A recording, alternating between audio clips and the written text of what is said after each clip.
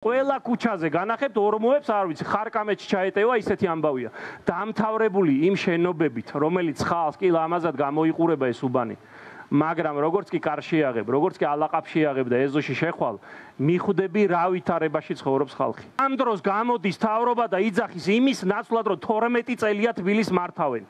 ნარმანიან კალაძიანა. და ამ 12 წლის განმავლობაში აბსოლუტურად შეიძლება მოგვარება ავარიული შენობების. თბილისი უნდა დავიბრუნოთ, მთაწმინდაც უნდა დავიბრუნოთ, საბურთალოც, მთელი საქართველო. დიახ, ვიღაცებს ამის თქმის ეშინიათ, იმიტომ რომ არ ჯერათ. უნდა გამოვგლიჯოთ ეს ქალაქი. სადაც კი არ მივედით, ყველგან სხედან პენსიონერები. ყველგან, ყველა ბაზრობაზე, ყველა გარემოვაჭრე 99% არის ხანდაზმული. ამის პრობლემა ძალიან მარტივია. პრობლემის არსი არის მარტივი. დღეს ხელისუფლება არ დგას მოქალაქეების გვერდით. არ დგას ხანდაზმულების გვერდით, არ დგას პენსიონერების გვერდით, არ დგას მრავალშვილიანი დედების გვერდით. უსამართლობის განცდა არის გამეფებული ჩვენს გარშემო.